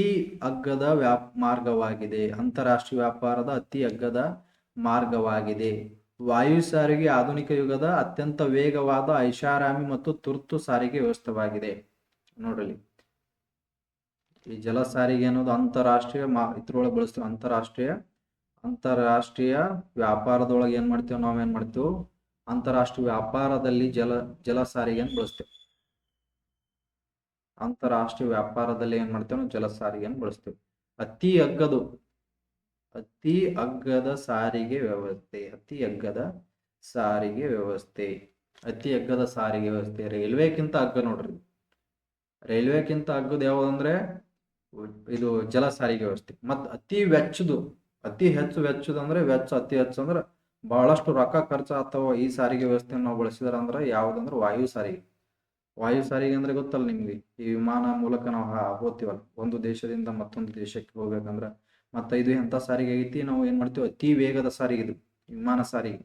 ವಾಯು ಸಾರಿಗೆ ಎಂತ ಸಾರಿಗೆದಾಗ? ಅತಿ ವೇಗದ ಸಾರಿಗೆ. ಅತಿ ವೇಗದ ಸಾರಿಗೆ ವ್ಯವಸ್ಥೆ ಯಾವುದಂದ್ರೆ ಈ ಒಂದು ವಾಯು ಸಾರಿಗೆ ವ್ಯವಸ್ಥೆ. ಇವುಗಳನ್ನ ಏನ್ ಮಾಡೋಣ, ಒಂದೊಂದಾಗಿ ಡೆಪ್ತ್ ಆಗಿ ನಾವು ಏನ್ ಮಾಡೋಣ, ಸ್ಟಡಿ ಮಾಡೋಣ. ರಸ್ತೆ ಸಾರಿಗೆ ಬಗ್ಗೆ ನೋಡೋಣ, ರೈಲು ಸಾರಿಗೆ ಬಗ್ಗೆ ನೋಡೋಣ, ಜಲ ಮತ್ತು ವಾಯು ಸಾರಿಗೆ ಬಗ್ಗೆ ನಾವೇನ್ ಮಾಡೋಣ, ಕಂಪ್ಲೀಟ್ ಆಗಿ ನೋಡೋಣ. ಓಕೆ, ಇದಿಷ್ಟು ಅರ್ಥ ಆಯ್ತಾ ಎಲ್ಲರಿಗೆ? ಆಮೇಲೆ ಇಲ್ಲಿ ನೋಡ್ರಿ, ಫಸ್ಟ್ ಏನೋ ರಸ್ತೆ ಸಾರಿಗೆ ಐತಿಹಾಸಿಕ ಹಿನ್ನೆಲೆ ಮತ್ತು ಅದರ ಪ್ರಾಮುಖ್ಯತೆ ಏನೇನು. ಇಲ್ಲಿ ನೋಡ್ರಿ, 1ನೇ ಪಾಯಿಂಟ್ ಏನೈತಿ, ರಾಜ ಮಹಾರಾಜರ ಆಳ್ವಿಕೆ ಮತ್ತು ಬ್ರಿಟಿಷರ ಕಾಲ. ಪ್ರಾಚೀನ ಭಾರತ ಅನೇಕ ರಾಜರು ಸಾಮ್ರಾಜ್ಯದ ಸಂಪರ್ಕಕ್ಕಾಗಿ, ವ್ಯಾಪಾರಕ್ಕಾಗಿ ರಸ್ತೆ ನಿರ್ಮಾಣಗಳಲ್ಲಿ ಹೆಚ್ಚಿನ ಆಸಕ್ತಿ ನೀಡಿದ್ದರು. ಅದರ ನಂತರದಲ್ಲಿ ಬಂದಂತ ಬ್ರಿಟಿಷರ ಕೃಷಿ ಪ್ರಗತಿಗಾಗಿ ಹೆಚ್ಚಾಗಿ ತಮ್ಮ ಸೇನಾ ನಿರ್ವಹಣೆಗಾಗಿ ಮತ್ತು ರಕ್ಷಣಾ ವ್ಯವಸ್ಥೆಯನ್ನು ಬಲಪಡಿಸುವ ಸಲುವಾಗಿ ಏನ್ ಮಾಡ್ತಾರ, ರಸ್ತೆಗಳನ್ನ ಬಳಸ್ತಾರ. 1ನೇ ಪಾಯಿಂಟ್ ನೋಡ್ರಿ, ಹಿಂದಿನ ಕಾಲದಿಂದ ರಾಜ ಮಹಾರಾಜರುಗಳಿಂದಲೇ ಏನಿತ್ತು, ರಸ್ತೆಗಳನ್ನ ನಿರ್ಮಾಣ ಮಾಡುವಂತ ಕೆಲಸ ಮಾಡ್ತಿದ್ರು. ಯಾಕ? ಅವ್ರು ಏನ್ ಮಾಡೋದು, ಒಂದು ಸ್ಥಳದಿಂದ ಮತ್ತೊಂದು ಸ್ಥಳಕ್ಕೆ ಸಂಪರ್ಕ, ವ್ಯಾಪಾರಕ್ಕಾಗಿ ಏನ್ ಮಾಡ್ತಿದ್ರು, ಸಾಮ್ರಾಜ್ಯದ ಸಂಪರ್ಕಕ್ಕಾಗಿ, ವ್ಯಾಪಾರಕ್ಕಾಗಿ ರಾಜ ಮಹಾರಾಜರು ಏನ್ ಮಾಡ್ತಿದ್ರು, ರಸ್ತೆಗಳನ್ನ ನಿರ್ಮಾಣ ಮಾಡ್ತಿದ್ರು. ಈ ರಸ್ತೆಗಳನ್ನ ನಿರ್ಮಾಣ ಯಾಕೆ ಮಾಡ್ತಿದ್ರು ಅಂದ್ರ ಸಾಮ್ರಾಜ್ಯ ಸಂಪರ್ಕಕ್ಕಾಗಿ ಮತ್ತು ವ್ಯಾಪಾರಕ್ಕಾಗಿ. ಅದಾದ ಬಳಿಕ ಬ್ರಿಟಿಷರು ಬರ್ತಾರ ಭಾರತಕ್ಕೆ ಬಂದಂತ ಬ್ರಿಟಿಷರು ಏನ್ ಮಾಡ್ತಾರ, ಕೃಷಿಗಾಗಿ, ಕೃಷಿ ಸಂಪರ್ಕ ಸಲುವಾಗಿ ಮತ್ತು ತಮ್ಮ ಸೇನಾ ನಿರ್ವಹಣೆ ಮಾಡೋ ಸಲುವಾಗಿ ಸೇನೆ ಒಂದು ಸ್ಥಳದಿಂದ ಮತ್ತೊಂದು ಸ್ಥಳಕ್ಕೆ ಸಾಗಿಸುವುದಾಗಿರಬಹುದು. ಆಮೇಲೆ ರಕ್ಷಣಾ ವ್ಯವಸ್ಥೆಗಾಗಿ ಏನ್ ಮಾಡ್ತಿದ್ರು, ಈ ರಸ್ತೆಗಳನ್ನ ಮಾಡುವಂತ ಕೆಲಸವನ್ನು ಮಾಡಿದ್ರು, ಅದರ ಪ್ರಯತ್ನವನ್ನು ಅವರು ಮಾಡಿದ್ರು ಅಂತ ನೋಡ್ತೀವಿ. ಹೌದಾ? ಆಮೇಲೆ ಹಳ್ಳಿಗಳ ಕೃಷಿ ಮತ್ತು ಪ್ರಗತಿ, ಗ್ರಾಮೀಣ ಅಭಿವೃದ್ಧಿ. ಭಾರತ ಪ್ರಮುಖವಾಗಿ ಹಳ್ಳಿಗಳ ದೇಶ ಹಾಗೂ ಕೃಷಿ ಪ್ರಧಾನ ದೇಶವಾಗಿದ್ದರಿಂದ ದೇಶದ ಒಟ್ಟಾರೆ ಗ್ರಾಮೀಣ ಮತ್ತು ಕೃಷಿ ವಲಯದಲ್ಲಿ ಸರ್ವತೋಮುಖ ಪ್ರಗತಿಗೆ ರಸ್ತೆಗಳ ಅವಶ್ಯಕತೆ ಅತಿ ಮುಖ್ಯವಾಗಿದೆ. ಆಮೇಲೆ ಎರಡನೇದತ್ರ ಹಿನ್ನೆಲೆ ಪ್ರಾಮುಖ್ಯತೆ ಏನೋ, ಭಾರತ ಎಂತ ಒಂದು ಹಳ್ಳಿಗೈತಿ, ಗ್ರಾಮಗಳು ಅತಿ ಹೆಚ್ಚು ಗ್ರಾಮಗಳನ್ನು ಹೊಂದಿರುವ ಭಾರತ ದೇಶದಲ್ಲಿ ರಸ್ತೆಗಳು ಗ್ರಾಮೀಣ ಮಟ್ಟದಲ್ಲಿ ಮುಖ್ಯವಾಗಿ ರಸ್ತೆಗಳು ಬೇಕು. ಮತ್ತೆ ಈ ಗ್ರಾಮದಲ್ಲಿ ಎಲ್ಲರೂ ಏನ್ ಮಾಡತ್ತೀವಿ, ನಾವು ಕೃಷಿಯನ್ನ ಅವಲಂಬನೆ ಆಗಿದೆವು. ಪ್ರತಿಯೊಬ್ರು ಏನ್ ಮಾಡತ್ತಾರ, ಆಲ್ಮೋಸ್ಟ್ ಜಾಸ್ತಿ 70% ಗ್ರಾಮೀಣ ಪ್ರದೇಶದಲ್ಲಿ ಎಲ್ಲರೂ ಏನ್ ಮಾಡ್ತಾರೆ, ಕೃಷಿಯನ್ನ ಅವಲಂಬನೆ ಮಾಡಿದ. ಈ ಕೃಷಿಯಿಂದ ನಾವ್ ಏನ್ ಮಾಡಬೇಕು, ಮಾರುಕಟ್ಟೆಗೆ ಸಂಪರ್ಕ ಸಾಧಿಸ್ಬೇಕಂದ್ರೆ ನಮಗೆ ಏನ್ ಬೇಕು, ಅಲ್ಲಿ ಸಾರಿಗೆ ಅಥವಾ ರಸ್ತೆ ಅನ್ನೋದಂತೂ ಬೇಕು ಅಂತ ನೋಡ್ತೇವೆ. ರಸ್ತೆ ಅನ್ನೋದಂಥದ್ದು ಬೇಕು, ರಸ್ತೆಗಳ ಅವಶ್ಯಕತೆ ಬಹಳ ಐತಿ. ಆಮೇಲೆ ನೆಕ್ಸ್ಟ್ ಪ್ರಾಮುಖ್ಯತೆ ಏನು, ಮಾರುಕಟ್ಟೆ ಹಾಗೂ ಗ್ರಾಮೀಣ ವಸ್ತುಗಳ ಪೂರೈಕೆ. ಇಲ್ಲಿ ನೋಡ್ರಿ, ಈ ಸೆಂಟೆನ್ಸ್ ನೋಡ್ರಿ, ಮಾರುಕಟ್ಟೆ ಹಾಗೂ ಗ್ರಾಮೀಣ ವಸ್ತುಗಳ ಪೂರೈಕೆ. ರೈತರು ಹೊಲಗಳಲ್ಲಿ ಬೆಳೆದ ತಾಜಾ ಕೃಷಿ ಉತ್ಪನ್ನಗಳನ್ನು ಮಾರುಕಟ್ಟೆಗೆ ಒಯ್ಯಲು ರಸ್ತೆಗಳಿಂದ ಮಾತ್ರ ಸಾಧ್ಯ. ಜೊತೆಗೆ ಹಳ್ಳಿಗಳ ಜನರಿಗೆ ಬೇಕಾದ ಅಗತ್ಯ ವಸ್ತುಗಳನ್ನು ಮತ್ತು ಸೇವೆಗಳನ್ನು ನಗರಗಳಿಂದ ಸರಬರಾಜು ಮಾಡಲು ರಸ್ತೆಗಳು ಸದಾ ನೆರವಾಗಿರುತ್ತವೆ. ಏನದು, ರೈತರು ಹೊಲದಲ್ಲಿ ಬೆಳೆದಂತ ತಾಜಾ ಕೃಷಿ ವಸ್ತುಗಳನ್ನ ಮಾರ್ಕೆಟ್ಗೆ ಕಳಿಸೋದು. ಇಲ್ಲಿ ಒಂದು ವಸ್ತು ನಾವೇನ್ ಮಾಡಿದೀವಿ, ಬೆಳೆದಿದ್ದೇವೆ, ಇದನ್ನ ಎಲ್ಲಿ ಕಳ್ಸಾತೀನಿ, ನಾನು ಮಾರ್ಕೆಟಿಗೆ ಕಳ್ಸೋದು. ನನಗೊಂದು ವಸ್ತು ಬೇಕಾಗಿದೆ, ಮಾರ್ಕೆಟ್ದಿಂದ ಏನ್ ಮಾಡತ್ತೀನಿ, ತರತ್ತೀನಿ. ಇದಕ್ಕೆಲ್ಲ ಏನ್ ಬೇಕು, ನಡವರ್ಕ್ ಏನ್ ಬೇಕು, ರಸ್ತೆ ಬೇಕು, ಸಾರಿಗೆ ಬೇಕು, ರಸ್ತೆ ಬೇಕು. ರಸ್ತೆ ಇರ್ಲಿಲ್ಲ ಅಂದ್ರ ಅವೆರಡೂ ಸಾಧ್ಯ ಆಗಲ್ಲ. ಆಮೇಲೆ ನೋಡ್ಲಿ, ಇತರ ಸಾರಿಗೆಗಳಿಗೆ ಪೂರಕ ಮತ್ತು ಮನೆ ಬಾಗಿಲಿಗೆ ಸೇವೆ. ರಸ್ತೆ ಸಾರಿಗೆಯು ರೈಲು, ವಾಯು ಸಾರಿಗೆ, ಬಂದರ ಸಾರಿಗೆಗೆ ಸಂಪರ್ಕವನ್ನು ಪೂರಕ ಸಾಧನವಾಗಿದೆ.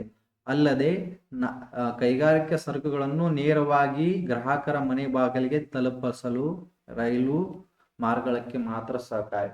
ರಸ್ತೆ ಮಾರ್ಗಕ್ಕೆ ನೋಡ್ರಿ ಏನ್ ಹೇಳತ್ತೀನಿ ಅಂದ್ರೆ, ಈ ಸದ ಇಲ್ಲಿ ಒಂದು ಏನೈತಿ, ಕೆಂಪೇಗೌಡ ಅಂತಾರಾಷ್ಟ್ರೀಯ ವಿಮಾನ ನಿಲ್ದಾಣ ಐತಿ ಅಂತ ಅನ್ಕೋ. ಕೆಂಪೇಗೌಡ ಅಂತಾರಾಷ್ಟ್ರೀಯ ವಿಮಾನ ನಿಲ್ದಾಣ ಎಲ್ಲೈತಿ, ಈ ಪ್ಲೇಸ್ನಾಗ ಐತಿ. ನಾನು ಇಲ್ಲಿದ್ದೀನಿ.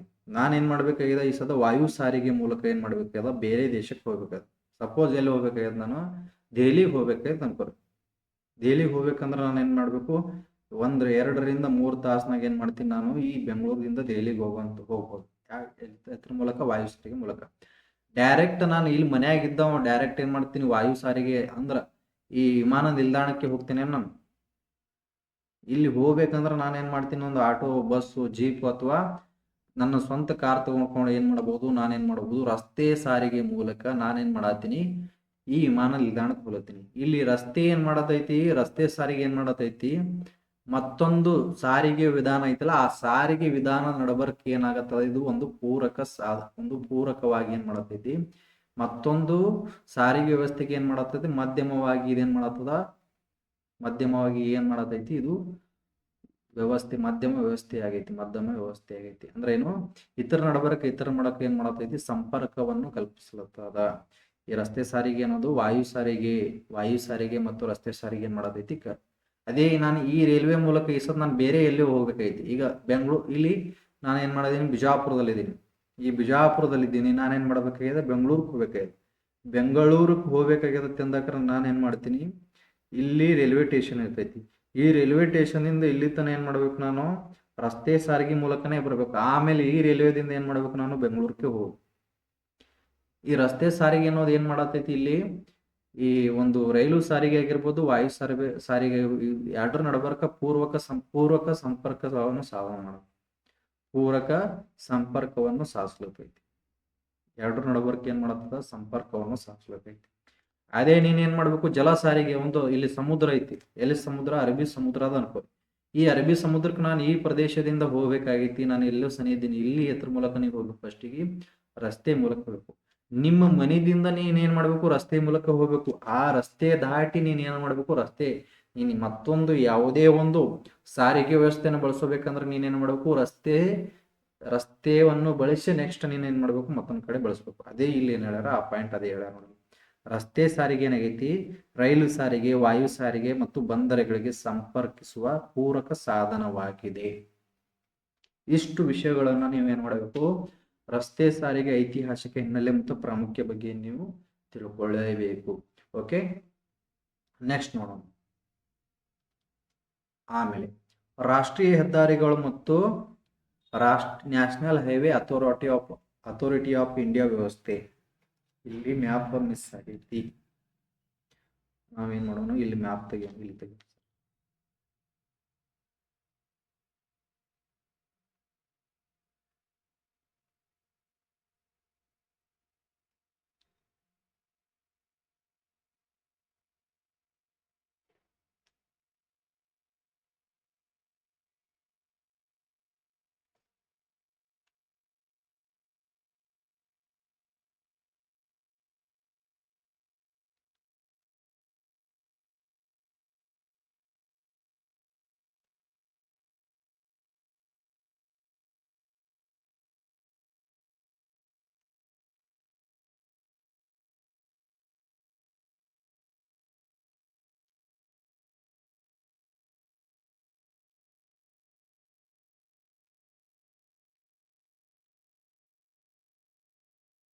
ಹೌದಾ?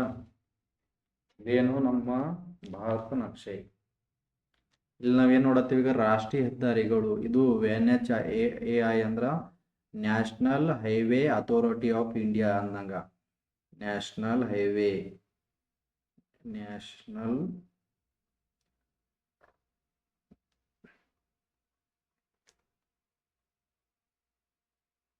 ಅಥಾರಿಟಿ ಆಫ್ ಇಂಡಿಯಾ,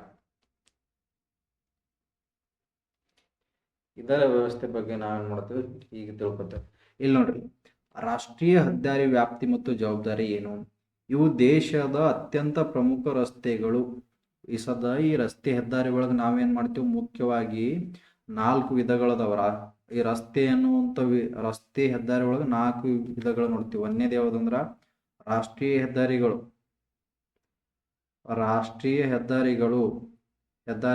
ಎರಡನೇದು ಯಾವ್ದಂದ್ರ ರಾಜ್ಯ ಹೆದ್ದಾರಿ. ಮೂರನೇದು ಏನಂದ್ರೆ ಜಿಲ್ಲಾ ಹೆದ್ದಾರಿ, ಜಿಲ್ಲಾ ರಸ್ತೆ. ಆಮೇಲೆ 4ನೇದು ಯಾವ್ದಂದ್ರ ಗ್ರಾಮೀಣ ರಸ್ತೆ. ಹಿಂಗ 4 ವಿಧಗಳದವ. ಒಂದೇದು ರಸ್ತೆ ಸಾರಿಗೆ ವ್ಯವಸ್ಥೆ ಒಳಗೆ ಒಂದೇದು ರಾಷ್ಟ್ರೀಯ ಹೆದ್ದಾರಿ, ರಾಜ್ಯ ಹೆದ್ದಾರಿ, ಜಿಲ್ಲಾ ರಸ್ತೆ ಮತ್ತು ಗ್ರಾಮೀಣ ರಸ್ತೆಗಳೇನದಾವ, 4 ಹೆದ್ದಾರಿ ಅದಾವ. ನಿಮ್ಮ ಗ್ರಾಮೀಣ ಇಲ್ಲಿ ನೋಡ್ರಿ, ಈ ರಾಷ್ಟ್ರೀಯ ಹೆದ್ದಾರಿ ಅಂತೇಳಿ ಹೆಂಗ್ ಕಂಡು ಹಿಡಿಬೇಕು ನಾವು ಅಂದಕ್ರ, ಈ ರಾಷ್ಟ್ರೀಯ ಹೆದ್ದಾರಿ ಮ್ಯಾಗ ಒಂದು ಕಲ್ಲು ಇರ್ತೈತಿ. ಈ ಸತ್ ನೀವು ರಸ್ತೆ ಮೇಲೆ ನೀವು ಕಲ್ಲುಗಳನ್ನ ಗಮನಿಸ್ರಿ, 2 ಕಲರ್ ಇರ್ತಾವ ಕಲ್ಲಿನ ಮ್ಯಾಗ. ಮೇಲೆ ಹಳದಿ, ಮೇಲೆ ಹಳದಿ ಕೆಳಗ ಬಿಳಿ ಬಣ್ಣ, ಮೇಲೆ ಹಳದಿ ಮತ್ತು ಬಿಳಿ ಬಣ್ಣ ಇತ್ತಂದ್ರೆ ಅದಕ್ಕೆ ಏನನ್ಬೇಕು? ರಾಷ್ಟ್ರೀಯ ಹೆದ್ದಾರಿ ಅನ್ಬೇಕು. ಅದೇ ಮೇಲೆ ಹಸಿರು ಕೆಳಗೆ ಬಿಳಿ ಬಣ್ಣ ಇತ್ತಂದ್ರೆ ಅದಕ್ಕೆ ಏನನ್ಬೇಕು? ರಾಜ್ಯ ಹೆದ್ದಾರಿ ಅನ್ಬೇಕು. ಆಮೇಲೆ ಮೇಲೆ ಕಪ್ಪು ಕೆಳಗೆ ಬಿಳಿ ಬಣ್ಣ ಇತ್ತಂದ್ರೆ ಅದಕ್ಕೆ ಏನನ್ಬೇಕು? ಜಿಲ್ಲಾ ರಸ್ತೆ ಅನ್ಬೇಕು. ನೀವೆಲ್ಲ ಗ್ರಾಮೀಣ ಪ್ರದೇಶದಲ್ಲಿ ಇರೋರು ಇದ್ದೀರಲ್ಲ, ನೀವು ನೋಡಿ ನಿಮ್ಮ ಒಂದು ರಸ್ತೆ ಕಲ್ಲಿನ ಮೇಲೆ ಇರ್ತೈತಿ ಕೇಸರಿ ಮತ್ತು ಬಿಳಿ ಬಣ್ಣ ಇರ್ತೈತಿ. ಮೇಲೆ ಕೇಸರಿ ಕೆಳಗೆ ಬಿಳಿ ಇರ್ತೈತಿ, ಎರಡು ಕಲರ್ ಇರ್ತಾವ. ಈ ರೀತಿ ಏನದವ ರಸ್ತೆ ಹೆದ್ದಾರಿಗಳನ್ನ ನಾವೇನ್ ಮಾಡಿದೀವಿ? ರಸ್ತೆಗಳನ್ನ ಏನ್ ಮಾಡಿದೀವಿ? ಡಿವೈಡ್ ಮಾಡಿದೀವಿ. ಒಂದನೇದು ರಾಷ್ಟ್ರೀಯ ಹೆದ್ದಾರಿ, ರಾಜ್ಯ ಹೆದ್ದಾರಿ, ಮೂರನೇ ಜಿಲ್ಲಾ ಹೆದ್ದಾರಿ ಮತ್ತ ನಾಲ್ಕನೇದು ಗ್ರಾಮೀಣ ರಸ್ತೆಗಳಿರ್ತೇವೆ. ಇವು ದೇಶದ ಈ ಸದ್ ನಾವೇನ್ ಮಾಡತ್ತೀವಿ? ರಾಷ್ಟ್ರೀಯ ಹೆದ್ದಾರಿಗಳ ಬಗ್ಗೆ ನೋಡತ್ತೇವೆ. ರಾಷ್ಟ್ರೀಯ ಹೆದ್ದಾರಿಗಳು ಇವು ದೇಶದ ಅತ್ಯಂತ ಪ್ರಮುಖ ರಸ್ತೆಗಳಾಗಿದ್ದು ರಾಜ್ಯಗಳು ಇವೇನ್ ಮಾಡ್ತದ? ರಾಜ್ಯಗಳು ರಾಜಧಾನಿಗಳನ್ನು, ಬಂದರುಗಳನ್ನು, ಪ್ರಮುಖ ಕೈಗಾರಿಕೆ ಕೇಂದ್ರಗಳನ್ನು ಜೋಡಿಸುತ್ತವೆ. ಇದರ ನಿರ್ಮಾಣ ಮತ್ತು ನಿರ್ವಹಣೆ ಕೇಂದ್ರ ಸರ್ಕಾರ ಅಧೀನದಲ್ಲಿರುತ್ತದೆ. ಇಷ್ಟು ವಿಷಯಗಳು ನೀವು ಏನ್ ಮಾಡ್ಬೇಕು? ಫಸ್ಟಿಗೆ ಇತರ ಏನ್ ತಿಳ್ಕೊಬೇಕಂದ್ರ, ಈ ರಸ್ತೆಗಳೇನದವಲ್ಲ, ಈ ರಸ್ತೆಗಳು ಏನ್ ಮಾಡ್ತಾವ ಅಂದ್ರ, ಒಂದನೇದು ರಾಜ್ಯಗಳೇ. ಕರ್ನಾಟಕ, ಇದು ಕೇರಳ, ರಾಜ್ಯಗಳ ನಡಬರ್ಕ ಸಂಪರ್ಕವನ್ನು ಕಲ್ಪಿಸ್ತದೆ. ಆಮ್ಯಾಗ ರಾಜ್ಯದ ರಾಜಧಾನಿಗಳ ನಡಬರ್ಕ ಸಂಪರ್ಕವನ್ನು ಕಲ್ಪಿಸ್ತದೆ. ರಾಜ್ಯದ ರಾಜಧಾನಿಗಳ ನಡಬರ್ಕ ಹೆಂಗಂದ್ರ, ಈಗ ಕರ್ನಾಟಕ ರಾಜಧಾನಿ ಬೆಂಗಳೂರು ಐತಲ್ಲ, ತಮಿಳುನಾಡಿನ ರಾಜಧಾನಿ ಚೆನ್ನೈ, ಆ ಚೆನ್ನೈಗೆ ಏನ್ ಮಾಡದ? ಸಂಪರ್ಕವನ್ನು ಕಲ್ಪಿಸ್ತದೆ. ಅಂತ ರಸ್ತೆಗಳಿಗೆ ಏನನ್ಬೇಕು? ರಾಷ್ಟ್ರೀಯ ಹೆದ್ದಾರಿಗಳನ್ಬೇಕು. ಆಮೇಲೆ ಅಷ್ಟೇ ಅಲ್ಲದೆ ಏನ್ ಮಾಡ್ತೈತಿ? ಪ್ರಮುಖವಾದ ಕೈಗಾರಿಕೆ ಕೇಂದ್ರಗಳಾಗಿರ್ಬೋದು ಮತ್ತೆ ಬೇರೆ ಬೇರೆ ಒಂದು ಸ್ಥಳಗಳಿಗೆ ಏನ್ ಮಾಡ್ತಾವ? ಈ ಒಂದು ರಸ್ತೆಗಳು ಸಂಪರ್ಕವನ್ನು ಕಲ್ಪಿಸ್ತಾವ. ಆಮೇಲೆ ಈ ರಾಷ್ಟ್ರೀಯ ಹೆದ್ದಾರಿ ಅದಾವಲ್ಲ, ಈ ರಾಷ್ಟ್ರೀಯ ಹೆದ್ದಾರಿಯನ್ನ ಯಾರು ನಿರ್ಮಾಣ ಮಾಡ್ತಾರ ಅಂದ್ರೆ ಕೇಂದ್ರ ಸರ್ಕಾರದವರು ನಿರ್ಮಾಣ ಮಾಡ್ತಾರ. ಇದು ಕೇಂದ್ರ ಸರ್ಕಾರ. ರಾಷ್ಟ್ರೀಯ ಹೆದ್ದಾರಿಗಳನ್ನ ಯಾರು ಮಾಡ್ತಾರ ಅಂದ್ರೆ ಸೆಂಟ್ರಲ್ ಗೌರ್ಮೆಂಟ್, ಕೇಂದ್ರ ಸರ್ಕಾರ ಮಾಡ್ತೈತಿ. ಹೌದಾ? ಆ ಕೇಂದ್ರ ಸರ್ಕಾರದವ್ರು ಗೌರ್ಮೆಂಟ್ದವ್ರು ಏನ್ ಮಾಡ್ತಾರ? ಒಂದು ಸಂಸ್ಥೆ ಸ್ಥಾಪನೆ ಮಾಡ್ತಾರ. ಅದು ಯಾವ್ದಂದ್ರ, ಇದು NHAI ಐತೆ. ಯಾವುದು? NHAI ಅಂದ್ರ national highway authority of India. National highway authority of India, ರಾಷ್ಟ್ರೀಯ ಹೆದ್ದಾರಿ ಪ್ರಾಧಿಕಾರ ಅಂತ ಕರಿತೇವೆ ನಾವು ಕನ್ನಡದಾಗ. ಏನಂತೀವಿ ಅದಕ್ಕ? ರಾಷ್ಟ್ರೀಯ ಹೆದ್ದಾರಿ ಪ್ರಾಧಿಕಾರ. ರಾಷ್ಟ್ರೀಯ ಹೆದ್ದಾರಿಯ ಪ್ರಾಧಿಕಾರ. ರಾಷ್ಟ್ರೀಯ ಹೆದ್ದಾರಿ ಪ್ರಾಧಿಕಾರ ಇದೇನ್ ಮಾಡ್ತೈತಿ? ರಾಷ್ಟ್ರೀಯ ಹೆದ್ದಾರಿಗಳನ್ನ ನಿರ್ಮಾಣ ಮಾಡ್ತೈತಿ. ಆಮೇಲೆ ಈ ರಾಷ್ಟ್ರೀಯ ಹೆದ್ದಾರಿ ಪ್ರಾಧಿಕಾರದ ಇತರದ ಒಂದು ಯಾವಾಗ ಸ್ಥಾಪನೆ ಆಯ್ತು ಅಂತ ನೋಡ್ರಿ.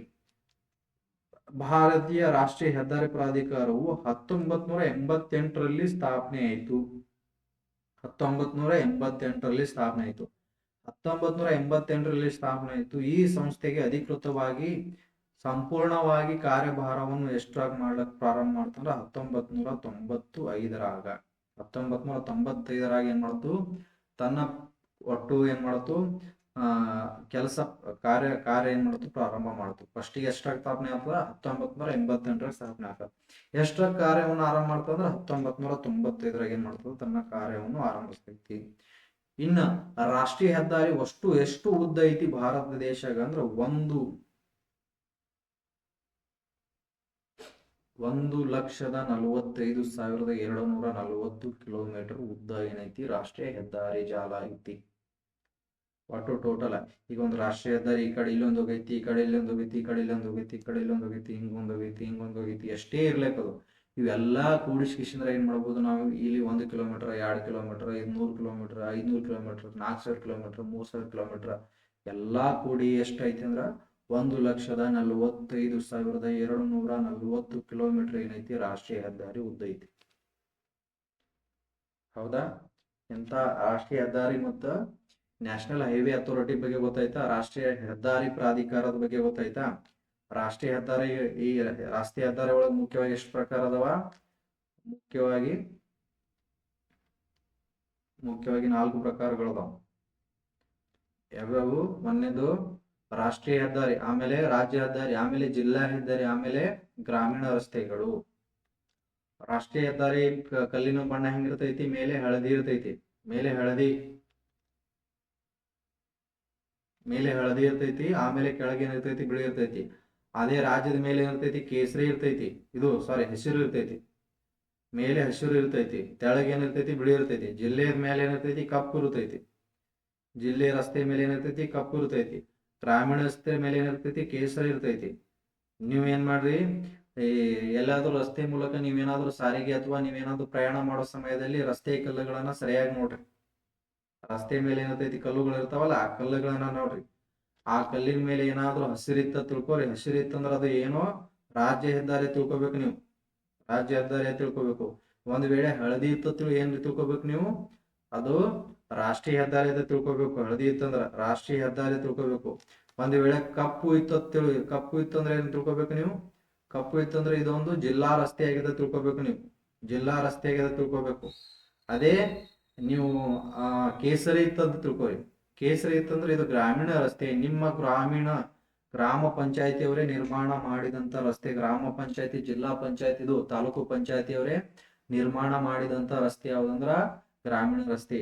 ಈ ಕಪ್ಪು ಇದ್ದುದಂದ್ರ ಏನು? ಜಿಲ್ಲಾ ರಸ್ತೆ. ಜಿಲ್ಲಾ ರಸ್ತೆ ಏನ್ ಮಾಡ್ತಾರ? ಜಿಲ್ಲಾ ಪಂಚಾಯತಿ ಅವ್ರು ಏನ್ ಮಾಡ್ತಾರ? ನಿರ್ಮಾಣ ಮಾಡ್ತಾರ. ಈ ಮತ್ತ ಈ ಹಸಿರು ಇದ್ದುದು ರಾಜ್ಯ ಇದ್ದುದು ಏನ್ ಮಾಡ್ತಾರ? ರಾಜ್ಯ ಸರ್ಕಾರದವರು ನಿರ್ಮಾಣ ಮಾಡ್ತಾರ. ಈಗ ನಮ್ಮ ರಾಜ್ಯ ಅದು ಕರ್ನಾಟಕ ಸರ್ಕಾರ ಏನ್ ಮಾಡ್ತೈತಿ? ಈ ರಾಜ್ಯ ಹೆದ್ದಾರಿಗಳನ್ನ ನಿರ್ಮಾಣ ಮಾಡ್ತೈತಿ. ಹಳದಿ ಇದ್ದುದು ರಾಷ್ಟ್ರೀಯ ಹೆದ್ದಾರಿ ಅಲ್ಲ. ಈ ರಾಷ್ಟ್ರೀಯ ಹೆದ್ದಾರಿಯನ್ನ ಯಾರು ನಿರ್ಮಾಣ ಮಾಡ್ತಾರ ಅಂದ್ರ ರಾಷ್ಟ್ರೀಯ ಹೆದ್ದಾರಿಯನ್ನ ಕೇಂದ್ರ ಸರ್ಕಾರದವ್ರು ಏನ್ ಮಾಡ್ತಾರ? ನಿರ್ಮಾಣ ಮಾಡ್ತಾರ. ಹೌದಾ? ಎಷ್ಟು ನಾವೇನ್ ಮಾಡಿದೆವು? ರಾಷ್ಟ್ರೀಯ ಹೆದ್ದಾರಿ ಬಗ್ಗೆ ತಿಳ್ಕೊಂಡೇವಾ?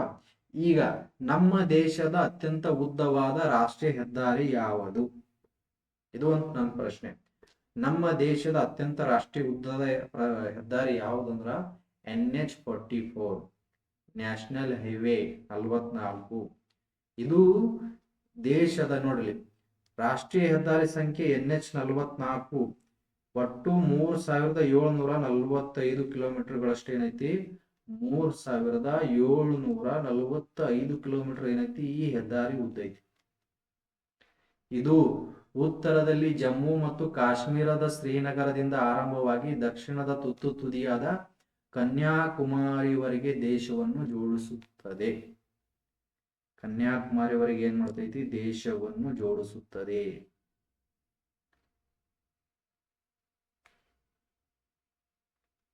ಇದು ನಮ್ಮ ಭಾರತ ನಕ್ಷೆಯನ್ನು ಕುರಿ ನಾವೇನ್ ಮಾತಾಡತ್ತೇವೆ ಈಗ? NH44 ಬಗ್ಗೆ. NH44 ಬಗ್ಗೆ ನಾವು ಏನ್ ಮಾತಾಡತ್ತೇವೆ? ಇಲ್ಲಿ ಏನಾಗ್ತದ? ಈ ಪ್ರದೇಶದಾಗ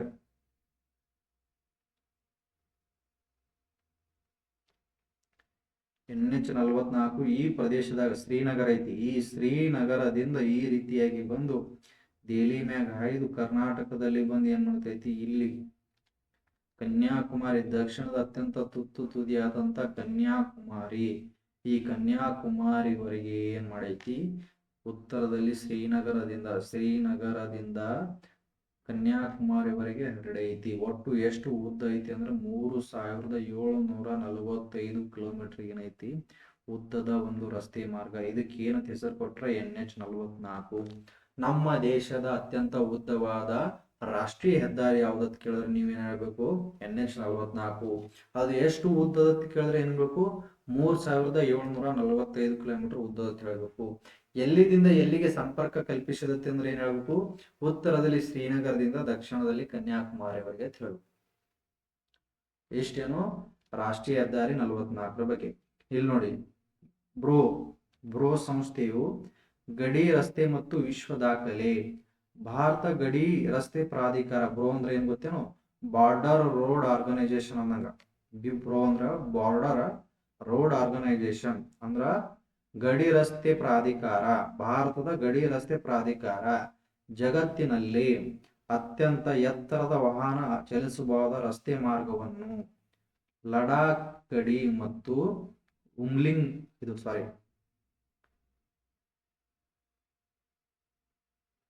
ಉಮ್ಲಿಂಗ್ಲಾ ಕಣಿವೆಯಲ್ಲಿ ನಿರ್ಮಿಸಿ ಈ ರಸ್ತೆಯು ಸಮುದ್ರ ಮಟ್ಟದಿಂದ ಬರೋಬ್ಬರಿ 19,024 ಅಡಿಯಷ್ಟು ಎತ್ತರದಲ್ಲಿದೆ. ಏನ್ ಹೇಳ್ಯಾರ ಗೊತ್ತೇನು? ಈ ಸದ ಈಗ ಭಾರತ ದೇಶದ ಗಡಿ ಇರ್ತಾವಲ್ಲ, ಈ ಭಾರತ ದೇಶದ ಈಗ ನೋಡಿ ಇಲ್ಲಿ ಭಾರತ ಒಟ್ಟು 15,000 ಮೇಲೆ ಏನೈತಿ ಗಡಿಯನ್ನು ಹಂಚ್ಕೊಂಡೈತಿ. 15,000 ಮೇಲೆ ಗಡಿ ಹಂಚ್ಕೊಂಡೈತಲ್ಲ, ಈ 15,000ಕ್ಕಿಂತ ಮೇಲೆ ಏನ್ ಗಡಿ ಐತಿ? ಪಾಕಿಸ್ತಾನ ಐತಿ 3,310 ಕಿಲೋಮೀಟರ್ ಐತಿ. ಆಮೇಲೆ ಅಫ್ಘಾನಿಸ್ತಾನ 80, ಆಮೇಲೆ ಚೀನಾ 3,917, ಆಮೇಲೆ ನೇಪಾಳ 14,052, ಆಮೇಲೆ ಈ ರೀತಿ ಭೂತಾನ, ಆಮೇಲೆ ಇಲ್ಲಿ ಬಾಂಗ್ಲಾದೇಶ 4,096, ಮಯನ್ಮಾರ್ ದೇಶ. ಹಿಂಗೇನ್ ಮಾಡ್ಯದ ಭಾರತ ದೇಶ ಎಲ್ಲಾ ರಾಷ್ಟ್ರಗಳೊಂದಿಗೆ ಏನೈತಿ ಗಡಿಯನ್ನು ಹಂಚ್ಕೊಂಡೈತಿ. ಈ ಗಡಿ ಪ್ರದೇಶದಲ್ಲಿ ಯಾರು ರಸ್ತೆಗಳನ್ನು ನಿರ್ಮಾಣ ಮಾಡ್ತಾರ? ಗಡಿ ಪ್ರದೇಶದಲ್ಲಿ ಲಕ್ಷ್ಯ ಇಟ್ಕೊಳ್ರಿ, ಗಡಿ ಪ್ರದೇಶದಲ್ಲಿ ಯಾರು ರಸ್ತೆಗಳನ್ನ ನಿರ್ಮಾಣ ಮಾಡ್ತಾರ ಅಂದ್ರ BRO. ಇದಕ್ಕೆ ನೀವೇನೆನ್ಬೋದು? ಬ್ರೋ ಅಂತ ಕರಿಬಹುದು. ಬ್ರೋ ಅಂದ್ರೆ ಏನು? Border road organisation. ಭಾರತೀಯ ಗಡಿ ರಸ್ತೆ ಪ್ರಾಧಿಕಾರ. ಭಾರತೀಯ ಗಡಿ ರಸ್ತೆ ಪ್ರಾಧಿಕಾರ. ಗಡಿ ರಸ್ತೆ ಪ್ರಾಧಿಕಾರ ಏನ್ ಮಾಡತೈತಿ? ಈ ಒಂದು ರಸ್ತೆಗಳನ್ನ ನಿರ್ಮಾಣ ಮಾಡ್ತೈತಿ. ಇದು ಏನ್ ಮಾಡೈತಿ ರಸ್ತೆಗಳಂದ್ರ, ಇಲ್ಲಿ ಒಂದು ಪ್ರದೇಶ ಐತಿ, ಎಲ್ಲಿ ಅಂದ್ರ ಲಡಾಖ್ ಒಳಗೆ. ಇಲ್ಲಿ ನೋಡ್ರಿ, ಈ ಲಡಾಖ್ನಾಗ ಏನೈತಿ ಒಂದು ರಸ್ತೆ ನಿರ್ಮಾಣ ಮಾಡಿ. ಭಾರತದಲ್ಲಿ ಮೇಲೆ ಇಲ್ಲೆಲ್ಲ ಏನೈತಿ? ಈ ಹಿಮಾಲಯಗಳದಾವಲ್ಲ, ಈ ಹಿಮಾಲಯಗಳು ನೀವೆಲ್ಲ ಗೊತ್ತು ಓದಿರಲ್ಲ, ಸುಮಾರು 6,000 ಮೀಟರ್ಗಳಷ್ಟು ಏನೈತಿ ಎತ್ತರದಲ್ಲಿ ಅದಾವ. ಪ್ರಪಂಚದಲ್ಲಿ ಅತ್ಯಂತ ಎತ್ತರದಲ್ಲಿರುವಂತ ಪ್ರದೇಶ ಇದು. ಇಲ್ಲಿ ಪ್ರಪಂಚದಲ್ಲಿ ಅತ್ಯಂತ ಎತ್ತರವಾದ ಮೌಂಟ್ ಎವರೆಸ್ಟ್, K2, ಕಾಂಚನಜುಂಗ ಎಲ್ಲ ಕಂಡು ಬರ್ತಾವ ಅಂತೇಳಿ ನಾವೇನ್ ಮಾಡಿದ್ವಿ ಹಿಂದಿನ ತರಗತಿಯಲ್ಲಿ ನೋಡಿದೆವು. ಈ ಒಂದು ಪ್ರದೇಶದಲ್ಲಿ ಏನ್ ಮಾಡೈತಿ ಒಂದು ಕಣಿವೆ. ಯಾವ ಕಣಿವೆ ಅಂದ್ರೆ ಉಮ್ಲಿಂಗ್ಲಾ ಕಣಿವೆ. ಈ ಕಣಿವೆ ಮೂಲಕ ಒಂದು ರಸ್ತೆಯನ್ನು ನಿರ್ಮಾಣ ಮಾಡೈತಿ.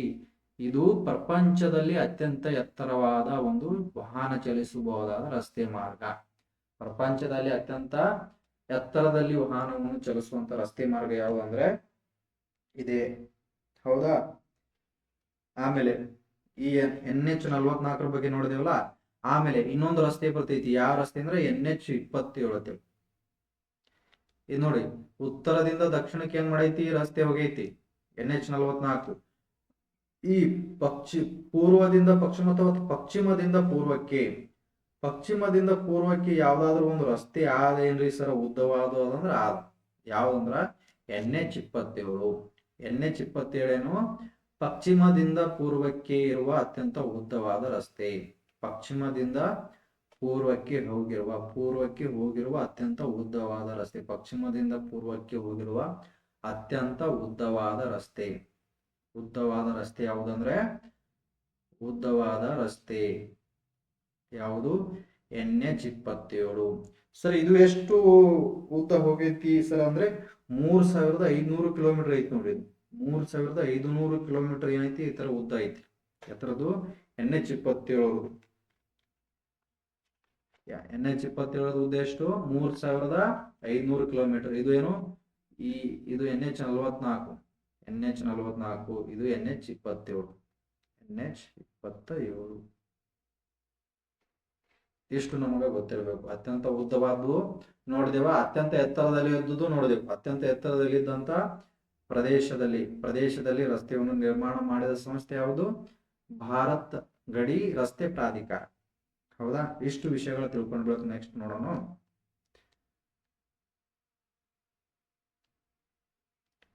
ನೆಕ್ಸ್ಟ್ ಏನ್ ಮಾಡೋಣ? ಒಂದು ಯೋಜನೆಗಳು, ರಾಷ್ಟ್ರೀಯ ಹೆದ್ದಾರಿ ಮತ್ತು ಅಭಿವೃದ್ಧಿ ಯೋಜನೆಗಳು.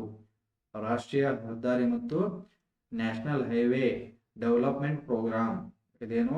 ನ್ಯಾಷನಲ್ ಹೈವೇ ಡೆವಲಪ್ಮೆಂಟ್ ಪ್ರೋಗ್ರಾಮ್ ಅಂತ ಹೇಳಿ ನೋಡ್ತೇವೆ. ಅತ್ರ ಮುಖ್ಯವಾಗಿ ಏನಂದ್ರ ಸುವರ್ಣ ಚತುಷ್ಕೋನ ಹೆದ್ದಾರಿಗಳು. ಇದ್ರದ್ದು ಏನ್ ನೋಡಿ, ಚತುಷ್ಕೋನ ಅಂದ್ರೆ ಎಷ್ಟು? ಚತುರ್ ಅಂದ್ರೆ 4. ಈ ರೀತಿ 4. ಭಾರತದ ನಕ್ಷೆ 4 ಮೂಲೆಗಳಲ್ಲಿರುವ ಅತ್ಯಂತ ದೊಡ್ಡ ಮಹಾನಗರಗಳು ಆದ ದೆಹಲಿ, ಮುಂಬೈ, ಚೆನ್ನೈ, ಕಲ್ಕತ್ತಾಗಳಿಗೆ ಸಂಪರ್ಕ ಸಾಧಿಸುವ 4 ಮತ್ತು 6 ಪಥಗಳ ರಾಷ್ಟ್ರೀಯ ಹೆದ್ದಾರಿ. ನೋಡ್ರಿ ಏನು ಮುಖ್ಯವಾಗಿ ಈ ಸದ ಒಂದು ಮ್ಯಾಪ್ ಹಾಕೊಂಡ್ ಬೆಳಕು ನಮಗೆ ಈ ತರದ ಸಂಪೂರ್ಣವಾದ ಐಡಿಯಾ ಬರ್ತೈತಿ.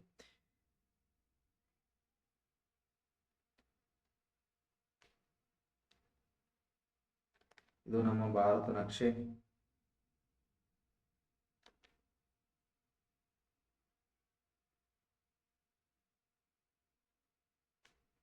ಭಾರತ ನಕ್ಷೆ ಅನ್ಕೋರಿ ಇರ್ಲಕ್ಕ. ಓಕೆ, ಇಲ್ಲಿ ಇಲ್ಲಿ ಯಾವ ಪ್ರದೇಶ ಬರ್ತೈತಿ ಅಂದ್ರೆ ಇಲ್ಲಿ ಮುಂಬೈ. ಆಮೇಲೆ ಇಲ್ಲಿ ಯಾವ್ದಂದ್ರೆ ಇಲ್ಲಿ ಚೆನ್ನೈ ಬರ್ತೈತಿ, ಚೆನ್ನೈ. ಇಲ್ಲಿ ಏನ್ ಬರ್ತೈತಿ, ಕಲ್ಕತ್ತಾ. ಆಮೇಲೆ ಇಲ್ಲಿ ದೆಹಲಿ.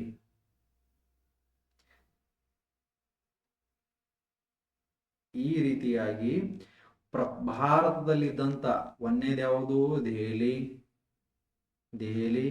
ಕಲ್ಕತ್ತಾ, ಮತ್ತೆ ಇದು ಯಾವುದು, ಚೆನ್ನೈ. ಆಮೇಲೆ ಇದು ಮುಂಬೈ. ಈ ಭಾರತದಲ್ಲಿದ್ದಂತ ಪ್ರಮುಖವಾದ 4 ನಗರಗಳು ಯಾವ್ಯಾವ ಅಂದ್ರೆ ಮುಂಬೈ, ದೆಹಲಿ, ಕಲ್ಕತ್ತಾ, ಚೆನ್ನೈಗೆ ಸಂಪರ್ಕ ಸಾಧಿಸುವ ಸಲುವಾಗಿ ರಸ್ತೆಗಳನ್ನ ನಿರ್ಮಾಣ ಮಾಡುವ ಒಂದು ಯೋಜನೆ ಅದಲ್ಲ. ಆ ಯೋಜನೆಗೆ ಏನಂತೀವಿ, ಸುವರ್ಣ ಚತುಷ್ಕೋನ ಹೆದ್ದಾರಿ ಅಂತ ಕರಿತೇವೆ. ಇಲ್ಲಿ ಏನ್ ಮಾಡಿರ್ತಾರ, 4 ಹೆದ್ದಾರಿಗಳು, 4 ರಸ್ತೆಗಳು, 4 ಅಥವಾ 6 ರಸ್ತೆಗಳು ಏನ್ ಮಾಡ್ತಾರ, 6 ರಸ್ತೆಗಳು. ಈ ಕಡೆ ಏನ್ ಮಾಡ್ತಾರ, ಇಲ್ಲೊಂದು ವಾಹನ ಹೋಗ್ತದೆ, ಇಲ್ಲೊಂದು ವಾಹನ ಹೋಗ್ತದೆ, ಇಲ್ಲೊಂದು ವಾಹನ ಹೋಗ್ತದೆ, ಇಲ್ಲೊಂದು ವಾಹನ ಹೋಗ್ತದೆ. ಒಟ್ಟ 4 ರಸ್ತೆಗಳು ಅಥವಾ 6 ರಸ್ತೆಗಳು ಹೊಂದಿರುವಂತ ಅತ್ಯಂತ ದೊಡ್ಡ ರಸ್ತೆ ಯೋಜನೆ ಇದು. ಇದನ್ನ ಇಂಪ್ಲಿಮೆಂಟ್ ಮಾಡ್ಯಾರ. ಇದು ರಸ್ತೆ ಸಾರಿಗೆ ಆರ್ಥಿಕ ಪ್ರಗತಿಯನ್ನು ಹೆಚ್ಚಿಸಿತು. ಸರಕುಗಳು ಅತ್ಯಲ್ಪ ಅವಧಿಯಲ್ಲಿ ಏನ್ ಮಾಡ್ಯಾವ, ಕಡಿಮೆ ವೆಚ್ಚದಲ್ಲಿ ಸಾಗಿಸಲು ಉಪಯುಕ್ತವಾಗಿವೆ. ಇದು ಭಾರತದ ಭಾವನಾತ್ಮಕ ಬೆಸುಗೆ, ದೇಶದ ರಾಷ್ಟ್ರೀಯ ಏಕತೆ ಮೂಡಿಸಲು ಇದರ ಪ್ರಮುಖ ಪಾತ್ರವನ್ನು ವಹಿಸಿತ್ತು. ನೋಡ್ತೇವೆ, ಹೌದಾ? ಈಗೇನ್ ಮಾಡೋಣ ನಾವು, ಉಳ್ದೋದೇನ ಮಾಡೋಣ. ಕಾರಿಡಾರ್ ರಸ್ತೆ ಯೋಜನೆ ಆಗಿರ್ಬೋದು, ಆಮೇಲೆ ರೈಲು ಸಾರಿಗೆ ಆಗಿರ್ಬೋದು, ಆಮೇಲೆ ವಾಯು ಸಾರಿಗೆ, ಜಲ ಸಾರಿಗೆನ ನಾನು ನೆಕ್ಸ್ಟ್ ಕ್ಲಾಸ್ ಅಲ್ಲಿ ಡಿಸ್ಕಸ್ ಮಾಡ್ತೀನಿ ಅಂತ. ನೀವೇನ್ ಮಾಡ್ರಿ, ಈ ತರದ ಒಂದು ಸರಿಯಾಗಿ ನೋಟ್ಸ್ ಮಾಡ್ಕೊರಿ. ನಿಮ್ಮ ಪಠ್ಯ ಪುಸ್ತಕದಲ್ಲಿರುವ ಅಧ್ಯಾಯವನ್ನು ನೀವೇನ್ ಮಾಡ್ರಿ, ಓದ್ರಿ. ಓಕೆ, ಮತ್ತೆ ನಾವೇನ್ ಮಾಡೋಣ, ಮುಂದಿನ ತರಗತಿಯಲ್ಲಿ ಸಿಗೋಣ.